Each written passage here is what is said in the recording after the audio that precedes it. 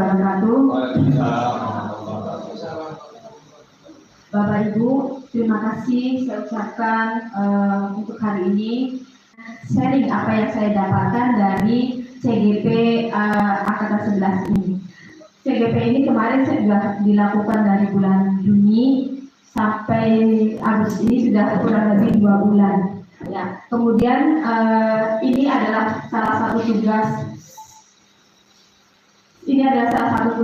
dari CGP untuk melakukan aksi nyata pengimbasan kepada Bapak Ibu yang ada di sekolah UPTD SMP Negeri 1 Bangun 2 untuk diseminasi tentang budaya positif. Baiklah, untuk mempersingkat waktu, kita akan saya akan bacakan agenda hari ini. Yaitu yang pertama adalah pembukaan. Pembukaan ini nanti akan ada doa, kemudian apa sih tujuan dari diseminasi ini, kemudian kesepakatan forum, kemudian ada ice breaking dan juga pertanyaan pemakai. Kemudian yang kedua adalah intinya itu adalah nanti saya memaparkan tentang budaya positif sesuai dengan pemahaman saya. Kemudian yang ketiga adalah refleksi dan yang keempat adalah penutup.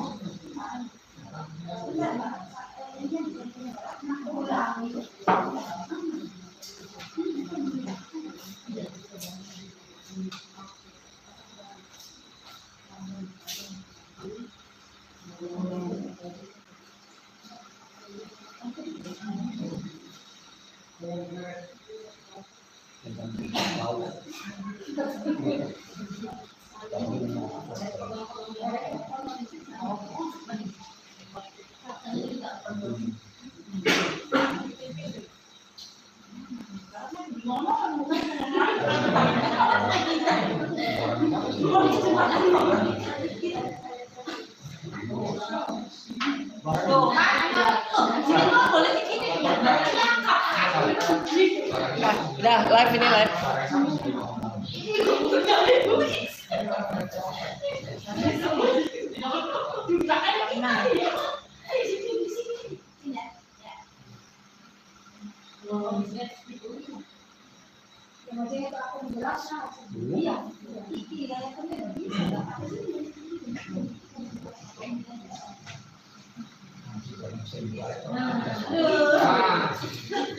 Oke, dilanjut aja ya, dilanjut.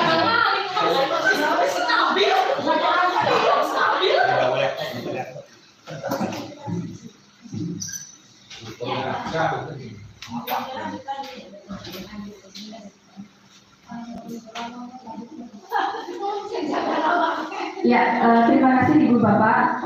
Sebelum memulai kegiatannya, mari kita membaca agar kegiatan ini berjalan lancar. Mari kita membaca doa dengan membaca surat Al-Fatihah dulu. Al-Fatihah dimulai.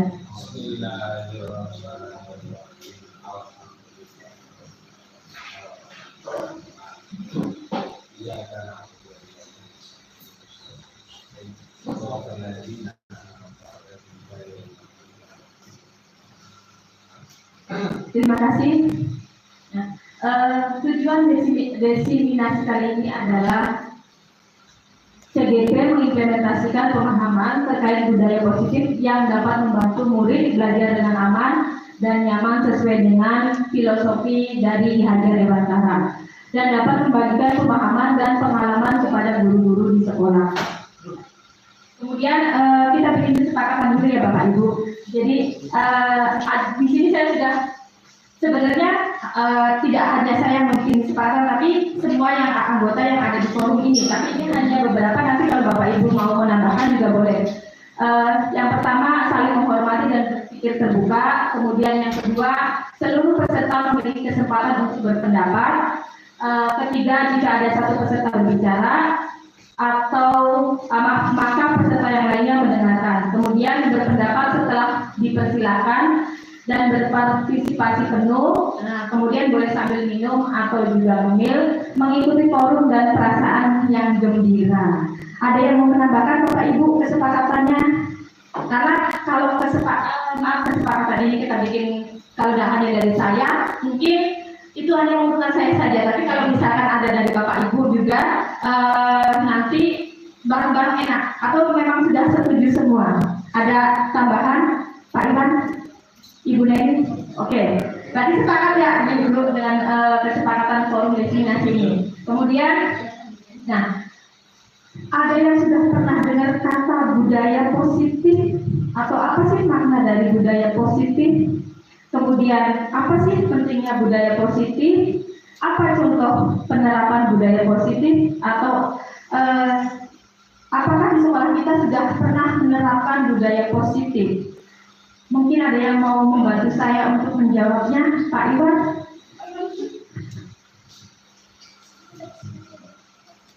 Baik, di sekolah kita juga ada budaya positif. Ada di sana dikatakannya budaya 5S. Salam, senyum, sapa, nah itu budaya positif. Itu saya kira ada budaya positif. Bagaimana dengan paksa dari budaya positif? Nah, menurut siapa? Menurut pemahaman dan pengetahuan kita, Iwan. Gitu. Kalau budaya positif ini kan ada yang berteori, seperti misalnya Michael Bulan, terus Dale Peterson juga ada. Budaya positif adalah kebiasaan-kebiasaan yang baik yang sudah lama, ya. Ini sudah lama ya, yang ada di sekolah tersebut. Kebiasaan-kebiasaan yang baik yang sudah lama berlangsung yang ada di sekolah tersebut. Itu saja tidak. Terima kasih Pak Iwan. Atau Bapak Ibu ada yang mau menambahkan? Pak Alam, ada yang mau menambahkan pemahamannya atau pengetahuannya tentang budaya positif? Pak Iwan, Pak Alam. Budaya positif menurut saya adalah budaya yang memang bagus, budaya yang baik, yang harus ada dan dilestarikan di sekolah kita. Itu menurut saya. Alhamdulillah, terima kasih Pak Alan. Betul ya tadi apa yang dikatakan sama Pak Iwan dan juga Pak Alan, budaya positif itu adalah kebiasaan baik. Nah, benar tadi yang Pak Iwan katakan juga ada menurut siapa. Jadi di sini yang saya pahami dan saya tahu ya Pak ya, maaf pemahaman saya nggak terbatas ini saja. Jadi ada menurut Ki Hajar Dewantara mengatakan bahwa untuk menciptakan siswa yang merdeka itu harus memiliki disiplin yang kuat, yaitu disiplin diri yang berasal dari motivasi internal di dalam diri sendiri. Jika tidak memiliki motivasi internal, maka dibutuhkan motivasi eksternal dari luar, dari orang lain atau untuk mendisiplinkan dirinya. Jadi ada beberapa orang yang memiliki disiplinnya itu datang dari diri sendiri, tapi ada juga yang dari orang lain. Misalnya gini Pak, ada anak yang datang tepat waktu ke sekolah. Nah, kemudian ada juga yang dia sadar, oh ya saya ini sebagai pelajar, jadi saya jam 7 harus sebelum jam 7 saya tidak harus di sekolah. Tapi karena ada juga yang saya kalau tidak datang jam 7 nanti bisa kena hukuman, nanti bisa gerbangnya ditutup, saya tidak bisa masuk itu. Jadi kalau misalnya si anak itu menyadari dia sebagai pelajar, maka itu adalah dari diri pribadi atau dari internalnya. Tapi karena tadi apakah itu dia takut menghindari hukuman, kemudian dia supaya dapat penghargaan, oh iya si A, si B, si C, ini anak yang rajin, berarti ada penghargaan, itu berarti bisa jadi karena ada faktor dari luar, dari eksternal. Kemudian pemikiran KHD tadi sejalan dengan pandangan dari Diana Gosen yang mengatakan kata disiplin ini berasal dari bahasa Latin, yaitu disiplin yang artinya adalah belajar. Kata disiplin berasal dari kata yang sama, yaitu disiplin atau murid, atau juga bisa dikatakan sebagai pengikut. Diana juga mengatakan bahwa disiplin berkonotasi dengan disiplin dari siswa. Disiplin dari diri dapat membuat seseorang menggali semua potensi dirinya untuk mencapai suatu tujuan yang dihargai atau sesuatu yang bermakna. Nah, Seorang guru yang baik harus mempunyai kemampuan dalam menunjukkan budaya positif di sekolah. Budaya positif yang tadi Bapak dan Ibu sebutkan tadi itu bisa dijalankan dengan menerapkan beberapa konsep. Ini kurang lebih ada 6 konsep, dari mulai disiplin positif, kemudian motivasi perilaku manusia, kemudian keyakinan kelas, kebutuhan dasar manusia, posisi kontrol, dan juga segitiga restitusi. Nah,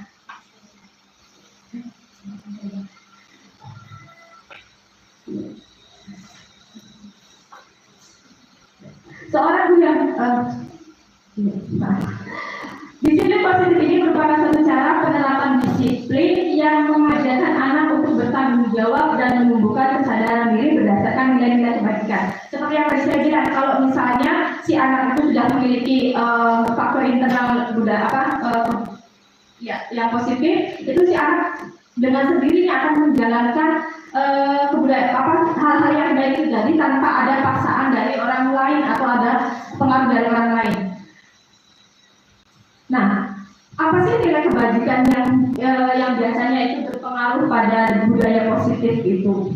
Nah, di sini nilai kebajikan universal ini adalah nilai-nilai yang disepakati bersama, terlepas dari suku, bangsa, agama, bahasa maupun latar belakang. Nilai-nilai kebajikan ini bisa terdapat pada institusi atau organisasi yang dapat berbeda-beda, tapi semua memiliki tujuan yang mulia. Intinya adalah yang baik.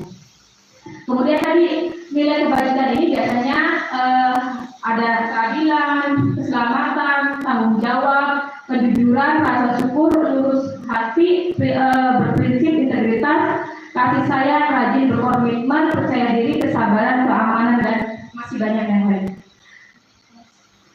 Kemudian disiplin positif ini tadi arahnya adalah disiplin diri yang dapat mengontrol diri dalam melakukan segala tindakan. Tadi tidak ada yang bisa mengubah orang lain itu selain dirinya sendiri. Jadi yang utama itu adalah dari niat dirinya. Nah, kemudian faktor yang lainnya bisa menjadi faktor yang pendukung.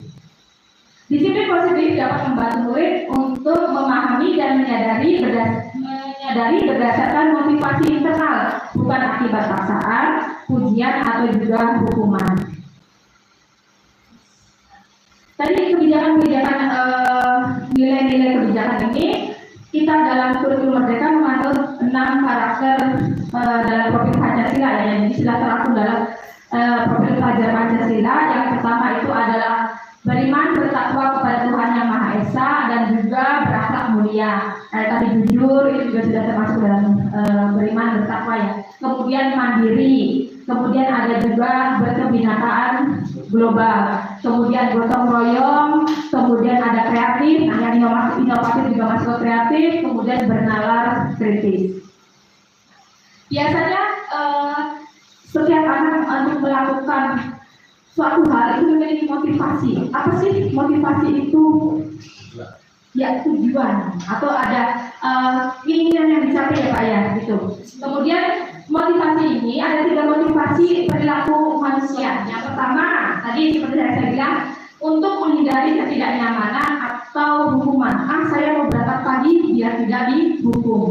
Yang kedua, untuk mendapatkan imbalan atau penghargaan dari orang lain. Ya si A, si B selalu tepat waktu, jadi dapat pujian. Ya, jadi itu adalah dipengaruhi oleh faktor luar. Kemudian yang ketiga itu adalah untuk menjadi orang yang mereka inginkan dan menghargai diri sendiri dengan nilai-nilai yang mereka percaya. Dan yang ini adalah dari faktor dalam, dan ini biasanya berjangka panjang. Beda dengan yang menghindari hukuman. Kalau misalnya dia dapat hukuman, dia akan tertib. Tapi ketika hukuman itu tidak ada kan, maka dia akan mungkin datang telat lagi. Seperti itu. Jadi tergantung pada ada atau tidak hukuman. Gitu kalau faktor luar.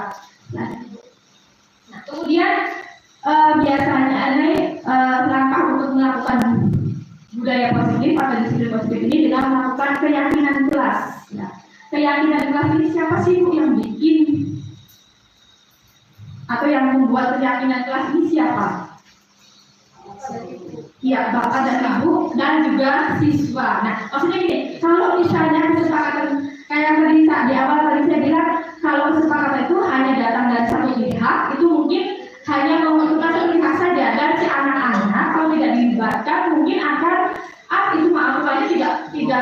tidak untuk saya atau hanya memberatkan saya saja, tapi ketika keyakinan ini dibikin oleh ibu dan bapak guru, ibu dan anak-anak, kemudian disepakati dan diyakini itu akan menjadi hal yang baik, anak-anak juga sudah oke, sudah sepakat, sudah setuju, insya Allah keyakinan itu bisa dilaksanakan dan tidak jadi paksaan buat anak.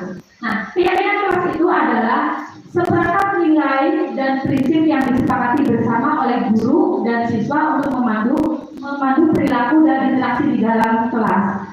Dan ibunya Kak dulu baru nanti ke sekolah. Nah, di sini guru berperan dalam mewujudkan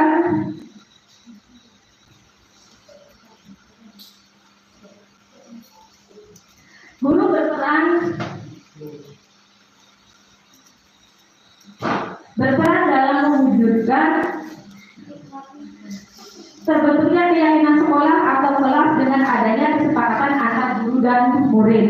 Kemudian keyakinan sekolah atau kelas ini berupa pernyataan universal yang mudah diingat dan dipahami dan harus diterapkan di lingkungan sekolah.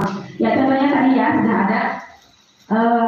Biasanya kalau keyakinan kelas itu dengan menggunakan kata-kata yang positif supaya apa? Supaya biasanya lebih diingat sama anak-anak. Kalau misalkan jangan membawa HP, nah biasanya yang kata membawa HP-nya itu yang lebih diingat, jangannya yang diabaikan. Jadi biasanya itu adalah larangan, kemudian anak malah membawanya. Tapi ketika kalimatnya diubah menjadi gunakan HP sesuai dengan kebutuhan, misalkan itu atau memanfaatkan penggunaan HP sesuai dengan kebutuhannya. Itu.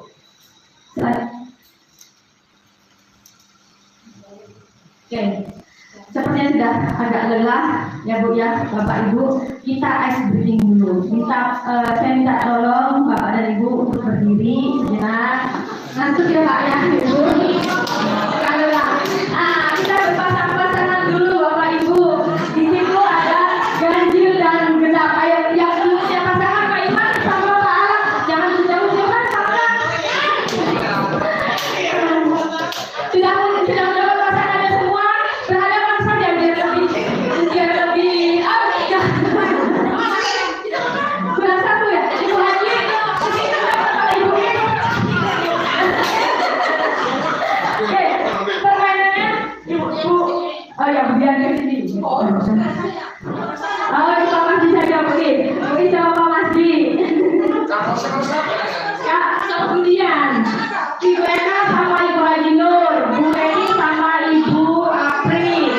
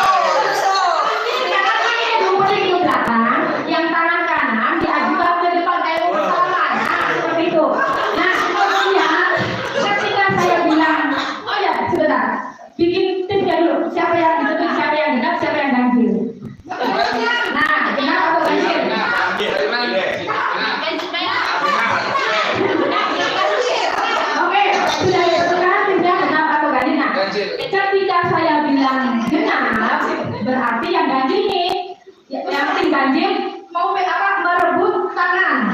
Ini genap. Nah, yang genapnya berusaha untuk jangan sampai kena, menghindar, begitu. Paham? Jadi ketika saya bilang genap, angka genap, misalkan 4, 6, 10, ya. Nah, tim ganjil berusaha tetap kanan. Nah, tim genapnya menghindar, gitu. Ya, tim gerak dan ganjil tangan kiri di belakang. Oke, ya Bapak Ibu. Angkat.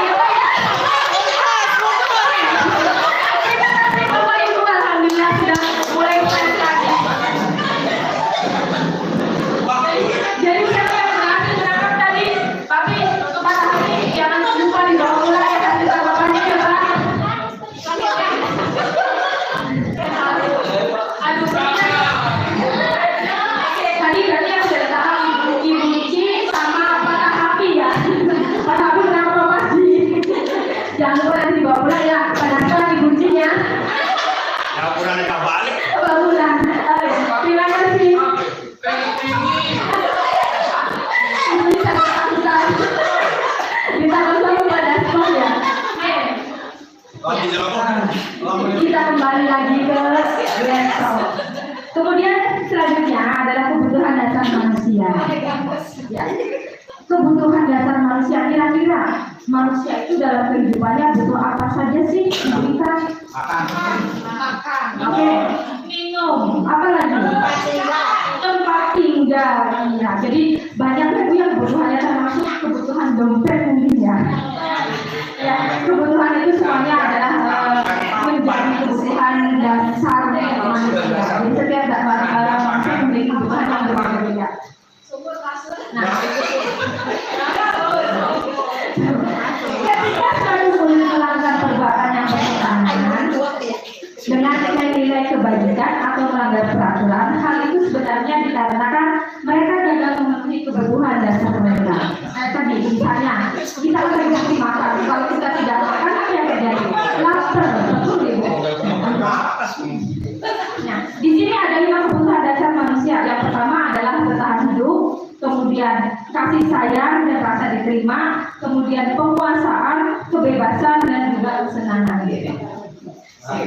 Nah, saya mau minta tolong ini ibu. Kenapa malah? Saya minta tolong, saya punya masalah. Teman saya, Ibu Tanti, adalah guru wali kelas 8A. Sedang ibu menghadapi ulah salah satu muridnya di kelas, yaitu si Joni lagi yang bikin ulah. Sepertinya sudah hafal ya Bapak Ibu nama Joni. Jangan bikin ulah. Nah, si Joni ini meminta uang kepada teman-temannya secara paksa. Jika Anda menghadapi seperti situasi seperti itu tadi, apa yang akan Anda lakukan dan menurut Anda kira-kira apa alasannya? Jadi saya butuh bantuan, kira-kira apa sih Bu? Bagaimana penanganan jika kita menghadapi masalah ini? Dunia mana Bu? Joni yang 8. Iya, Joni 8 apa? Saya minta bantuannya ke Ibu Neni mungkin. Ya, balik kelasnya tuh Bu. Barang Joni ini lemas aja. Aduh. Ini yang ditanyakan apakah penyelesaian masalahnya atau tujuan dari pelaksanaan yang dilakukan oleh Joni. Kalau misalnya kita menghadapi masalah jadi si Joni itu selalu maaf dari yang Pak. Tapi penyelesaian Gimana sih atau apa sih motifnya si Joni ini untuk melakukan ini? Kira-kira maksudnya kita ke pengiraan dulu gitu. Apa yang Joni lakukan motifnya bagaimana gitu. Terima kasih. Berarti di sini bagaimana cara kita penyelesaian masalah terhadap kasus yang dilakukan oleh Joni. Kita sebagai pembimbing, sebelum kita memutuskan sesuatu persoalan, kita harus mengetahui terlebih dahulu latar belakang dari peristiwa yang dilakukan oleh siswa. Kita menelusuri tingkatan-tingkatan yang mesti kita harus hadapi. Pertama, latar keluarga. Latar keluarga itu bisa menjadi pemicu utama dalam persoalan perkembangan baik psikologis maupun mental seorang anak, termasuk karakter yang dilakukan oleh siswa itu sendiri. Lalu yang kedua, status sosial. Bagaimana kehidupan pertemanan, kehidupan Joni beserta teman-temannya. Lalu yang ketiga, mungkin pemahaman dalam tindakan hukum. Mungkin selama Joni melakukan tindakan-tindakan seperti itu tidak akan selama 1 kali atau 2 kali. Pasti dia berani melakukan karena pernah sebelumnya dia melakukan. Nah, ketika awal melakukan, Joni merasa lolos. Tidak ada hukuman, tidak ada tindakan untuk membetulkan itu. Bahkan betul dan salahnya pun Joni tidak tahu. Karena apa? Tadi, bagaimana latar belakang keluarganya? Apakah ekonominya memadai? Kasih sayangnya ada dari orang tua? Kemudian yang ketiganya juga apakah ada pendidikan secara psikologis yaitu agamanya? Nah mungkin dari situ kita bisa untuk menelusuri penyelesaiannya secara bertahap sesuai dengan latar belakang yang kita temukan tadi berdasarkan satu, melalui pemahaman tingkah laku Joni atau karakter Joni itu sendiri. Kedua, menelusuri latar belakang keluarga. Ketiga, menelusuri pertemanan. Nah, barulah kita di situ bisa mengambil sebuah kesimpulan tindakan yang tepat untuk menyelesaikan masalah ini. Mungkin untuk sekilas seperti itu dulu. Terima kasih. Alhamdulillah. Ya, lengkap sekali ya Ibu ya jawabannya. Apa sudah mengcover semua ya? Jadi tadi dilihat dulu, jadi kita tidak langsung menjudge si Joni ini salah, gitu ya Bu ya. Jadi dengan metode pemanggilan, jadi dipanggil dulu anaknya, kita ngobrol supaya kita tahu latar belakangnya kenapa si Joni ini melakukan tindakan tersebut. Berarti pasti si anak ini punya alasan, ya Bu ya. Jadi setelah kita mengetahui alasannya, motivasinya dia melakukan itu, baru kita melakukan ke tindakan berikutnya. Begitu ya Bu ya. Ya, terima kasih. Nah, tadi ada kasih sayang, kemudian apakah itu jadi faktor salah satu faktor Joni melakukan itu. Berarti kan tadi ada kaitannya dengan kebutuhan yang harus dipenuhi, kebutuhan dasarnya. Ini menurut pemahaman saya ya, ada beberapa alasan kenapa Joni melakukan itu. Jadi pertama, Joni kenapa dia mengambil uang dari anak-anak yang lain itu karena dia mungkin pengen jajan atau dia tidak punya uang, tidak diberi uang oleh orang tuanya. Tadi faktor ekonomi, ya latar belakang faktor ekonomi. Sehingga bagaimana caranya supaya bisa jajan, bisa bertahan hidup, dia harus meminta dari yang lain. Gitu. Jadi kita satu dulu bisa tahu apa nih alasannya, faktor ekonomi kan. Kemudian alasan yang kedua adalah karena teman-temannya menjadi takut dengan dia dan menuruti keinginannya, maka sebetulnya ini dengan sedang berupaya memenuhi kebutuhan dasarnya. Nah tadi dengan mungkin pergaulan dia di luar, kemudian dia sudah pengalaman pergaulannya lebih jauh dibandingkan dengan anak-anak lainnya, sehingga dia merasa berkuasa. Saya minta, jadi harus diturutin begitu. Kemudian alasan yang berikutnya adalah kesenangan. Nah, mungkin dari keluarganya dia merasa belum ada kebutuhan kasih sayang, jadi dia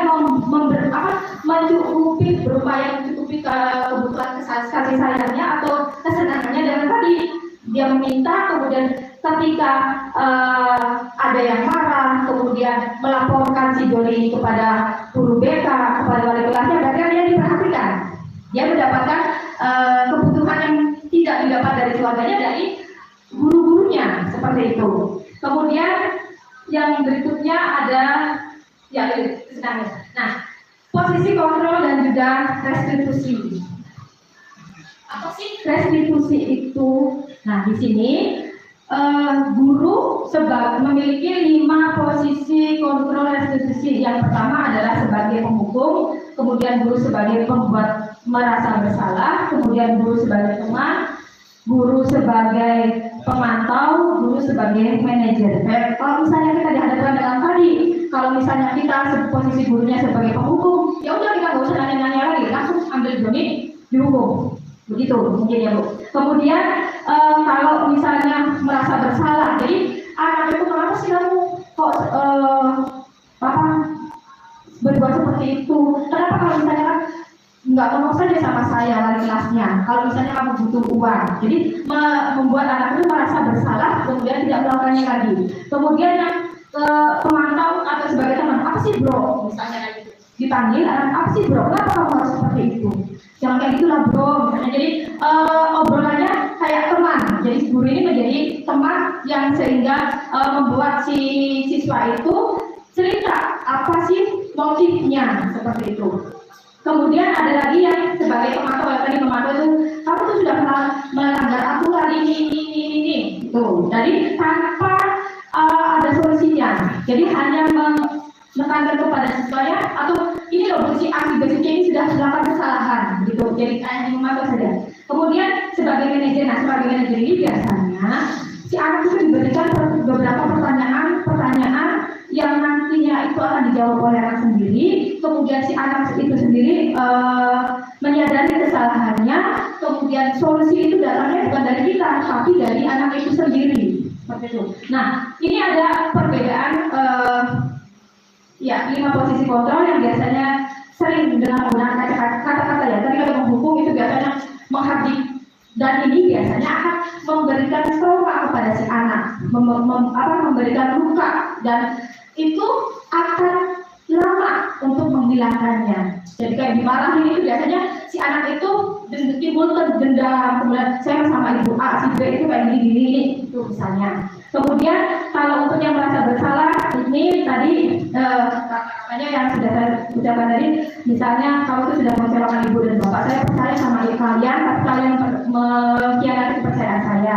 Kemudian kalian sama teman, ya misalnya apa sih bro seperti itu, dan itu biasanya kalau saya lebih ke teman gitu, dan tidak jarang juga saya langsung kamu tuh kayak gini kalau ada anak yang merasa melakukan kesalahan. Jadi ada kalanya saya juga selama mungkin sering ngejudge anak tanpa mengetahui motifnya dulu ya Bu ya. Tapi insya Allah setelah saya belajar restitusi ini, saya mencoba untuk tidak langsung mengejudge anak, tapi saya bertanya, menelusuri dulu kenapa sih anak seperti itu. Selanjutnya Ibu. Nah, di sini ada posisi kontrol. Nah, dari kelima posisi kontrol itu, yang menurut saya yang paling baik digunakan itu adalah sebagai manajer. Nah, di sini guru dapat membuat sesuatu bersama murid, mempersilahkan murid bertanggung jawab dan mendukung murid agar menemukan solusinya. Kemudian, caranya bagaimana dengan menggunakan segitiga restitusi. Segitiga restitusi ini adalah proses menciptakan kondisi bagi murid untuk memperbaiki kesalahan mereka sehingga mereka sehingga mereka bisa kembali pada kelompok mereka dengan karakter yang lebih kuat ya.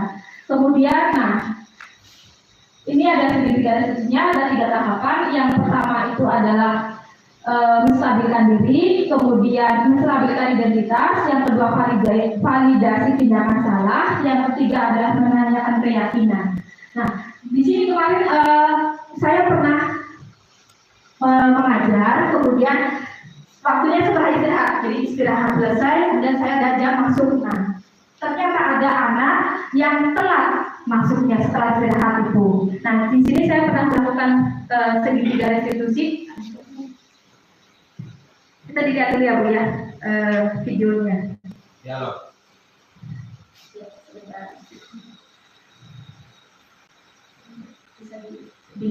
Bisakah suaranya?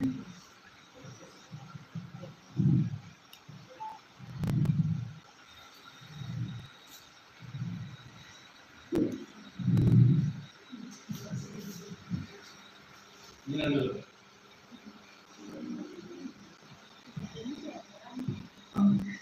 Ya, jadi gini aja, saya ceritain aja ya Bu. Jadi si Mona ini setelah jam istirahat dia telat masuk. Nah, kemudian saya tanya, kenapa bisa telat? Nah, di situ tahap yang pertama saya lakukan. Tahap yang pertama saya lakukan itu adalah menstabilkan identitas dengan menanyakan tadi kalau misalnya telat masuk kelas itu benar atau tidak.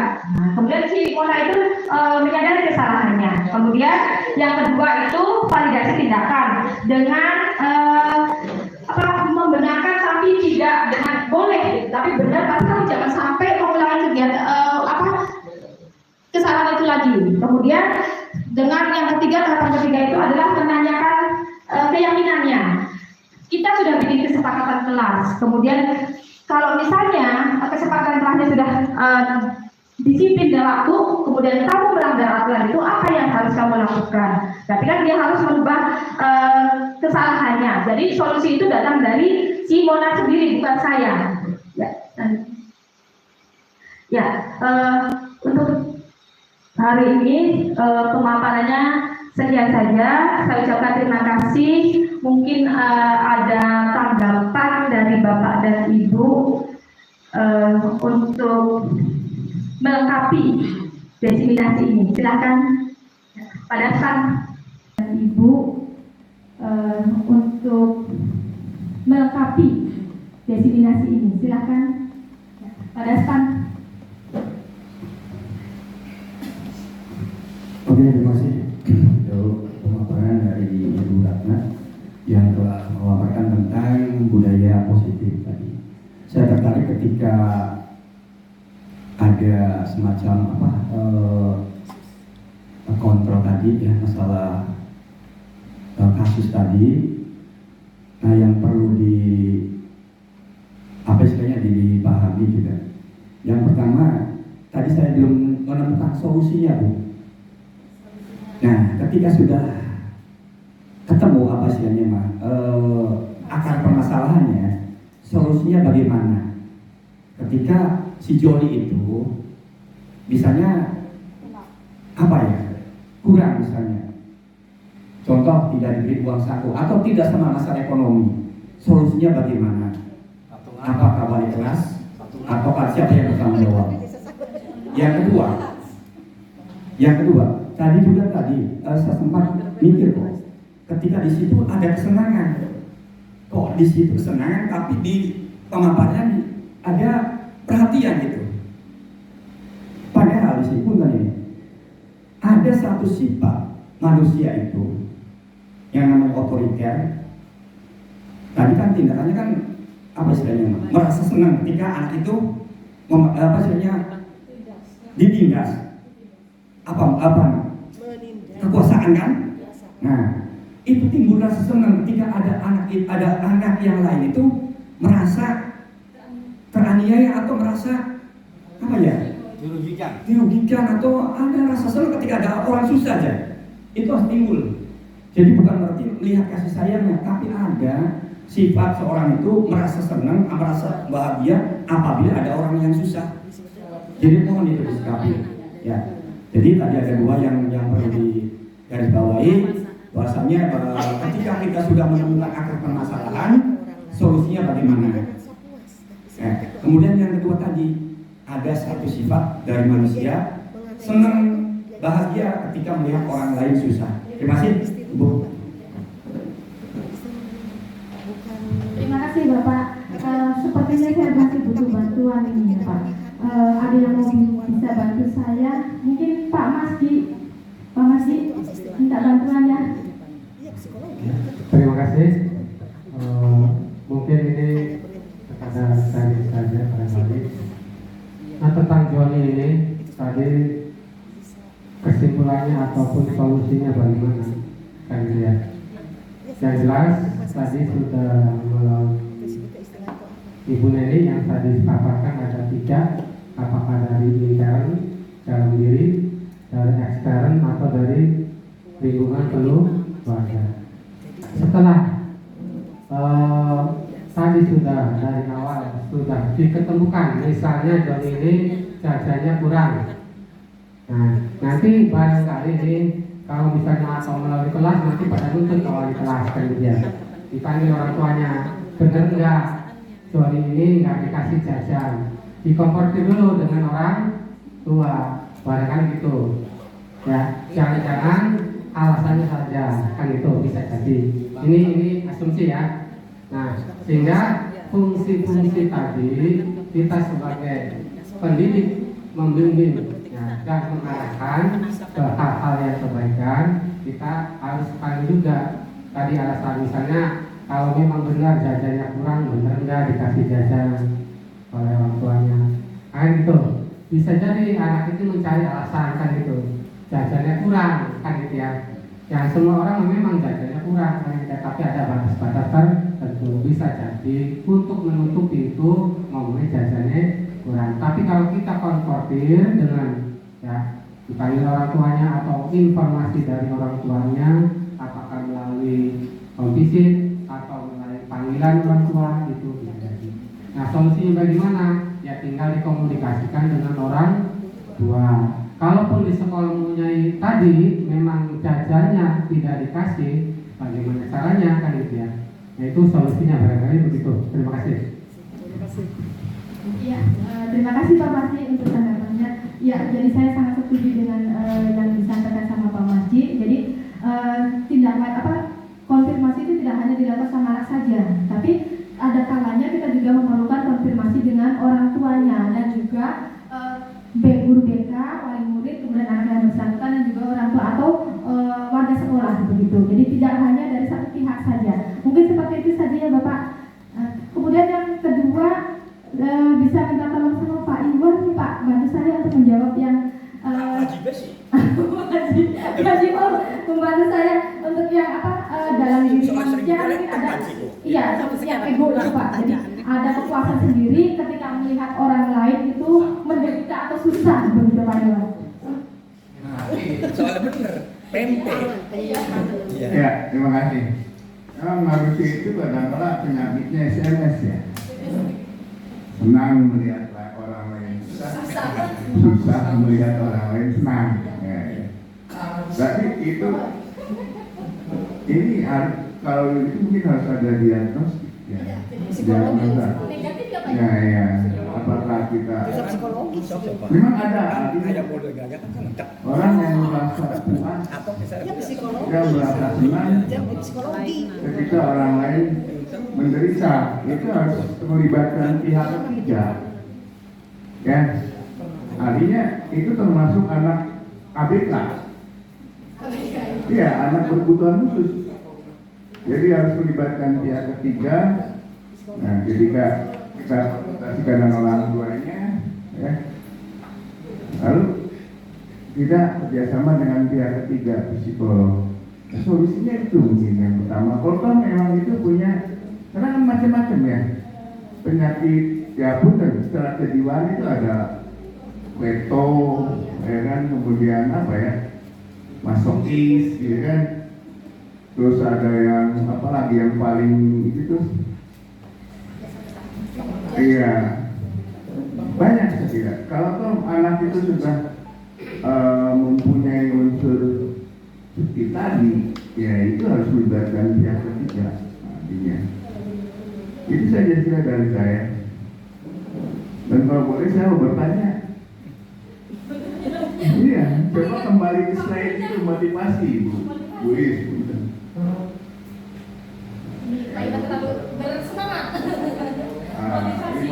Motivasi itu sebelum keyakinan. Bukan, sebelum keyakinan. Ya. Itu ada 3 motivasi perilaku manusia. Pertama, untuk menghindari ketidaknyamanan atau hukuman. Kedua, untuk mendapatkan imbalan atau penghargaan dari orang lain. Untuk menjadi orang yang mereka inginkan dan mempunyai diri sendiri dengan nilai yang mereka percaya. Ini yang terbaik, yang nomor 3 ini kan. Oke.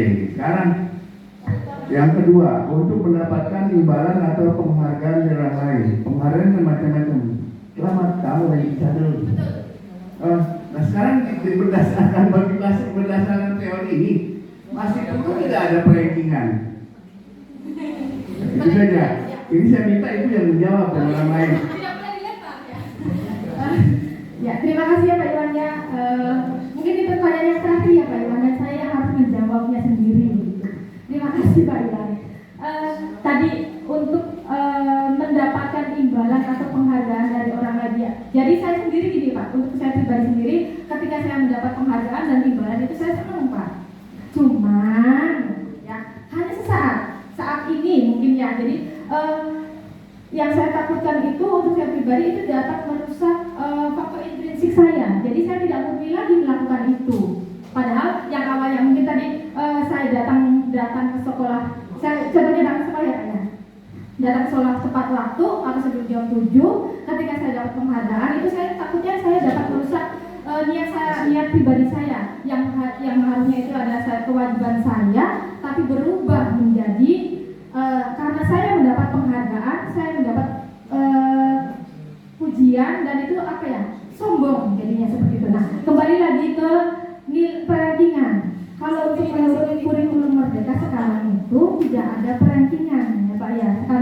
bahwa setiap siswa itu memiliki kelebihan dan kekurangan masing-masing. Si A pinter dalam hal olahraga, belum tentu si A untuk menghitung matematika tidak dia pinter. Jadi setiap anak itu memiliki kodrat alamnya masing-masing. Jadi kita tidak bisa meratakan pengetahuan secara akademik dan juga keterampilannya. Jadi harus dipisah. Maka dari itu menurut saya ranking tidak ada. Cuman karena tadi penghargaannya Pak ya, itu jangka pendek. Tidak dipungkiri kita untuk diperlukan untuk mendaftar misalnya ke sekolah yang lebih lanjut. Itu kalau misalnya ada sertifikat atau ada bukti bahwa si A pernah mengikuti lomba, si B pernah mengikuti ini, itu akan lebih mempermudah dia diterima seperti itu. Mungkin itu dulu ya Bapak. Ada tambahan dari Pak Daspan. Ya, hanya menambahkan saja tadi dari 3 motivasi itu, ini sama saja dengan prinsip kita mencari atlet Pak. Jadi ketika tujuan dari olahraga itu fokusnya ke masalah prestasi, ya otomatis yang lainnya akan ke bawah. Ini juga sama. Ketika kita fokusnya untuk hal yang ketiga menjadi orang yang mereka ingin menjadi harga sendiri, ini kan menjadi orang yang berhasil. Itu akan terhindar dari duanya. Duanya pasti akan kecapek saja. Yang pertama, ketika kita sudah bagus, sudah bisa menarik diri, sudah berhasil saja, penghargaan akan didapat, hukuman juga akan terhindar. Sama dengan kita sudah mencapai prestasi. Karena apa? Dalam olahraga itu tidak ada mencari uang di situ. Hanya satu yang dicari, prestasi. Tapi ketika prestasi didapat, bonus didapat, pekerjaan didapat, itu mengikuti. Sama dengan ini. Ketika sudah menjadi orang, menjadi diri sendiri, bisa menghargai orang lain, sudah berhasil saja. Duanya pasti didapat. Terima kasih. Alhamdulillah. Sepertinya diskusi atau sharing kali ini sangat menarik ya Pak ya. Pak Iwan mungkin nanti kalau misalnya belum puas kita lanjut diskusi yang diskusi berikutnya. Karena terbatas waktu dan durasi ya Pak ya. Kayaknya juga Bapak dan Ibu sudah lelah, sudah tidak nyaman ya. Untuk mengakhiri sesi ini atau kegiatan ini, saya pengen ada refleksi mungkin dari Ibu Apri. Saya pengen gimana perasaannya setelah mengikuti desiminasi ini. Begitu Bu. Terima kasih. Senang. Rasa senang. Terima kasih Bu Ratna. Assalamualaikum warahmatullahi wabarakatuh. Waalaikumsalam warahmatullahi wabarakatuh. Ya, sekarang anak barang tenang baik. Dari awal Bu Ratna menjelaskan mengenai budaya positif, desiminasi ya. Di desiminasi ini banyak yang saya dapatkan. Sebetulnya saya itu di BK ya menerapkan budaya positif. Apabila ada anak yang melakukan pelanggaran tata tertib atau kesalahan, nah itu sudah saya usahakan terapkan gitu yang budaya positif. Tetapi di ada kesulitan atau kendala yang banyak saya temukan, terutama untuk memperbaiki perilaku anak yang melakukan kesalahan. Tapi setelah saya menyimak dan mendapatkan ilmu dari Bu Ratna tadi, jadi mungkin banyak kekurangan yang belum saya lakukan dalam budaya positif tadi.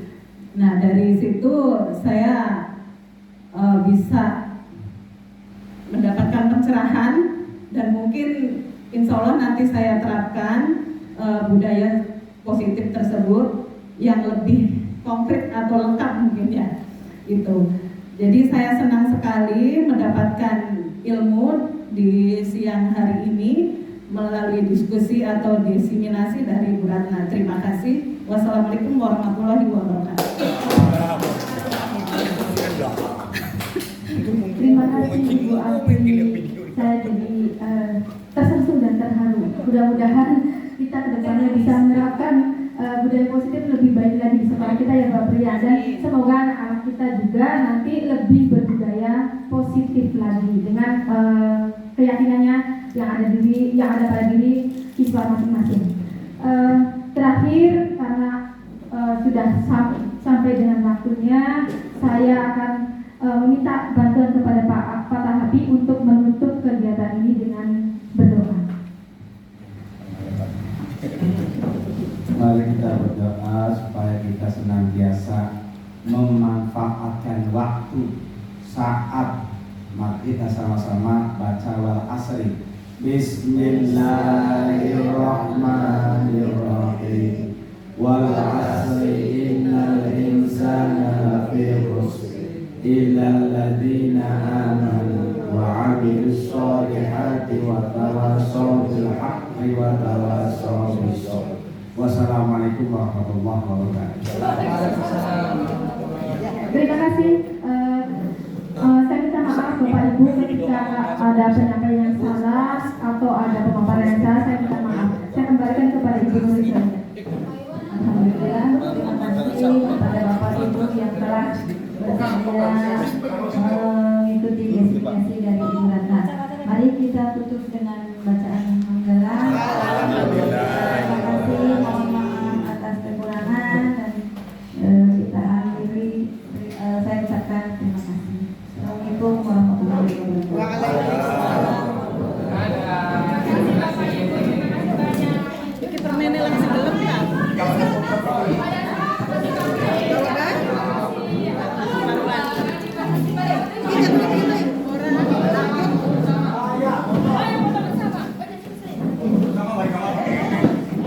Tahu nggak kenapa Mona dipanggil ke sini? Tahu Bu, karena Mona telat masuk kelas. Betul sekali. Terlambat masuk kelas itu perbuatan yang baik atau tidak? Tidak Bu, Mona minta maaf karena salah. Nggak apa-apa Mona, semua orang pasti pernah melakukan kesalahan, termasuk saya juga pernah salah. Di sini saya tidak akan mencari siapa yang salah, tapi saya mau mencari solusi dari masalah ini. Mona pasti punya alasan kenapa tadi terlambat masuk kelas. Bisa cerita sama Ibu? Kemudian sampai bunyi bel masuk tidak bersama. Iya betul ya. Ngobrol sama teman itu memang asik ya Mona ya. Pasti Mona menyukainya. Terus Mona punya solusi nggak? Kira-kira apa yang bisa Mona lakuin agar tetap bisa ngobrol, tetap bisa jajan, tapi tidak terlambat masuk kelas? Ada Bu, saya harus berbagi waktu dengan bijak. Kapan itu mulai dilakukan? Besok Bu, saya berusaha dekat waktu masuk kelas. Oke, Mona masih ingat nggak kesepakatan kelas atau keyakinan kelas yang pernah kita bikin dan kita sepakati bersama? Masih Bu, Tentang apa yang ada kaitannya dengan hal ini? disiplin dan menghargai. Oke, betul sekali ya. Selanjutnya, Mona ingin menjadi siswa yang seperti apa? Saya ingin menjadi anak yang disiplin dan menghargai waktu dengan tepat waktunya di kelas. Sip. Nah, oke, baiklah. Sekarang benar ya, Mona. Sekarang saya sudah punya solusinya.